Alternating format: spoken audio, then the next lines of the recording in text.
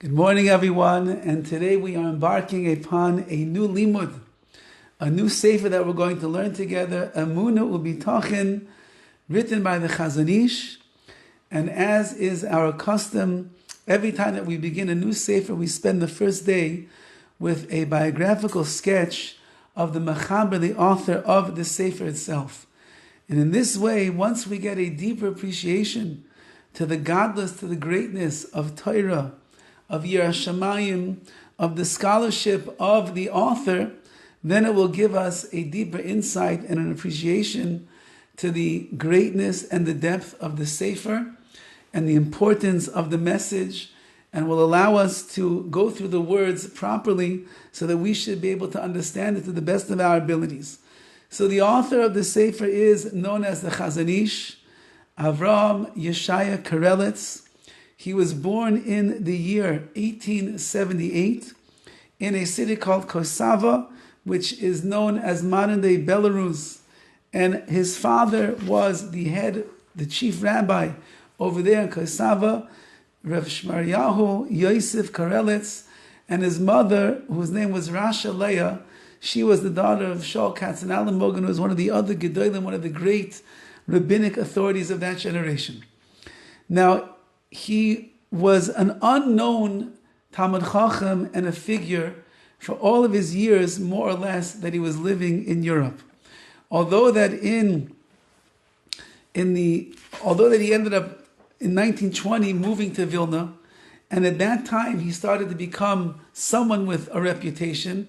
He got very close to Rav Chaim Ozer Grzinski, who was the Gadol Ador. He was the leading rabbinic figure of the generation. And he would consult with him on all religious and communal matters. And his psak halacha, which means that his understanding in halacha and how to determine what is right and what is wrong, what is mutter, what is asr, and so on and so forth, started gaining traction, and he became very admired and looked up to for his scholarship and the Talmud Chacham that he was. In the year 1933, the Chazon Ish, he ended up migrating to Palestine, which was Palestine at the time, to Eretz Yisrael, and for the next 20 years of his life was the real glory in the career of the Chazon Ish. This is what he is known mostly for, what he left over, besides the over 40 Svarim that he wrote. By the way, the Chazon Ish itself is an acronym of his name. Ish is Avraham Yeshaya, the Aleph, the Yud, and the Shin, and that is how he is known as the Chazon Ish. He wrote on Halacha, he wrote on Gemara, on Talmud, on Shulchan Aruch, and he was known for his greatness there.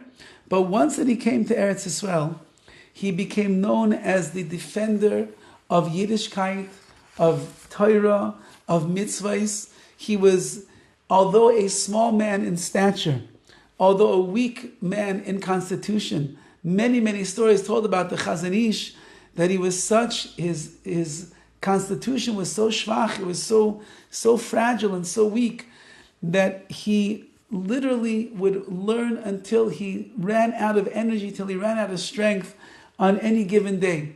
The story is told that they once found the Chazon Ish lying on the floor, somewhere between his desk and his bed.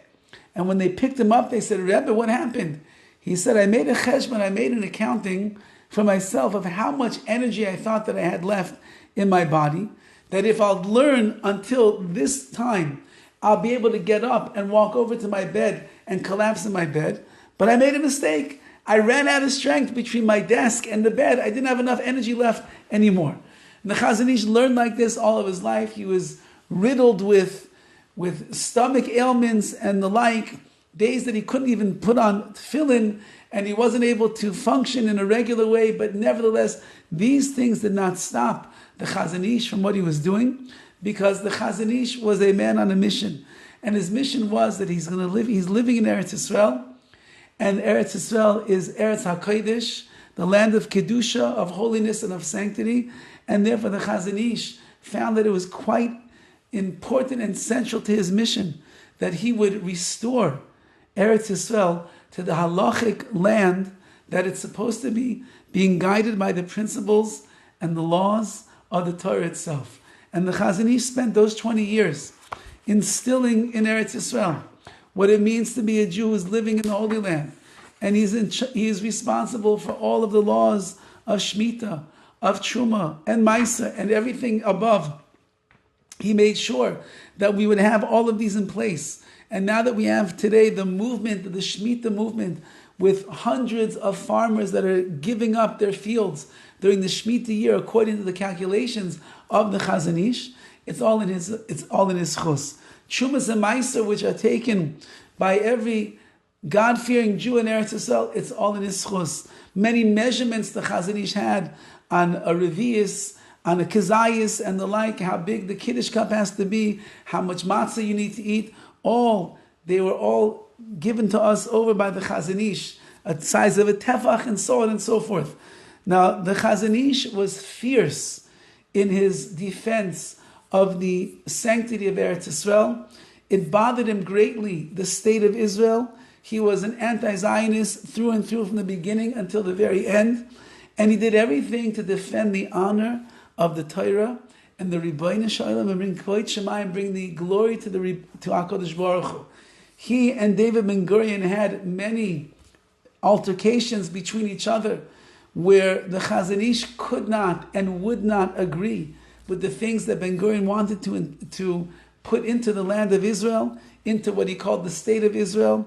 And there are different stories that circulate, but one of the famous stories which took place is that Ben Gurion came to speak to the Chazon Ish about political religious matters. Maybe it was the draft, maybe it was the young women being called up to the army, which the Chazon Ish was vehemently opposed to and refused to allow a Jewish woman, a Yiddish Afroy, a Jewish woman, to be able to go to the army, chas v'chalila.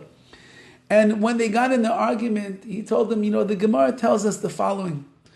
If there is a bridge and there are two caravans that are coming, one is of camels with no wares laden on their back, and the other one is where you have a camel who has the wares and the packs laden on his back. The Gemara says, do you know who goes first?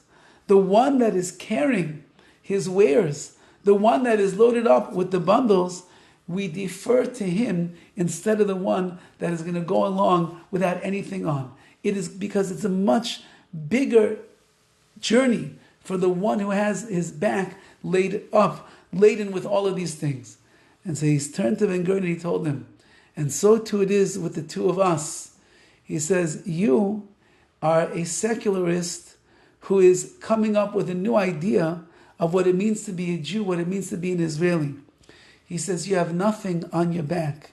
He says, but I'm coming with all of the thousands of years of our Torah, of our mitzvahs, of our heritage, of our legacy, of our minhagim. I'm coming with all of that. And therefore our backs are laden with the kedusha of Am Yisrael, of HaKadosh Baruch Hu and His Torah. And therefore you should defer to my opinion, because it's not my opinion. This is what HaKadosh Baruch Hu wants for Klal Yisrael.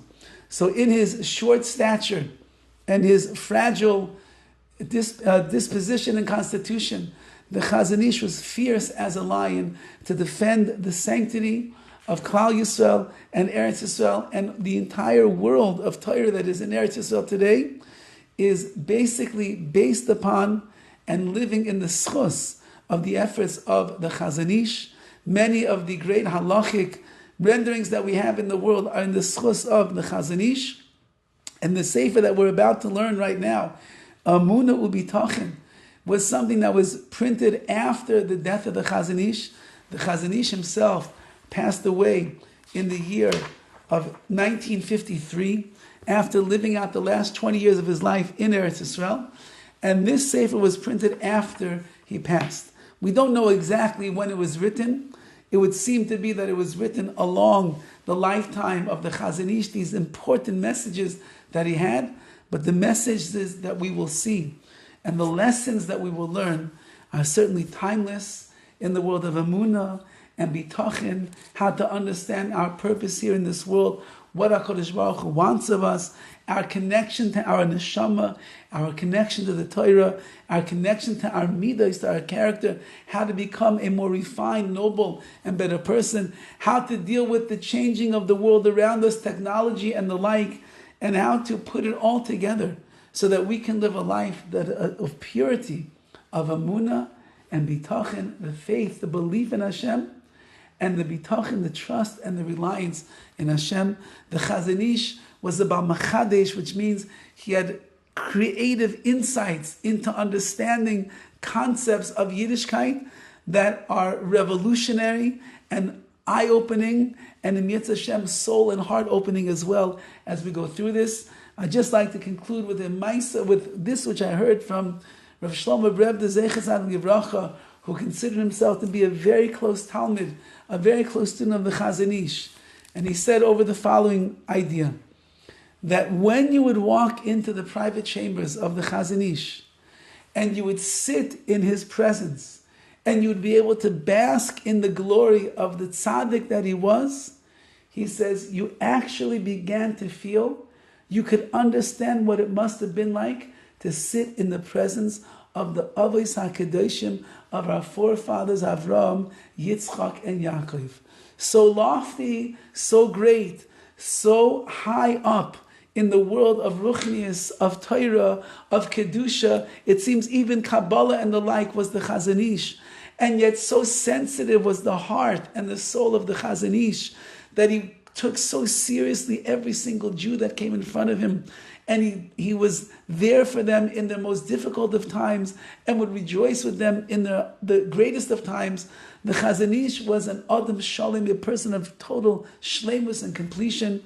And as a result of that, we're going to learn the words which hopefully will give us more shleimus, more completion, more spiritual greatness in the world of Emunah and bitachin. So tomorrow, Yetz Hashem, we're going to embark upon the Sefer. Today we understand to the abilities that we can, the greatness of the man himself, Rav Avram Yeshaya Karelitz, the Chazon Ish, who was a tzaddik in his generation and whose Torah and mitzvahs and message we live on today. All the best.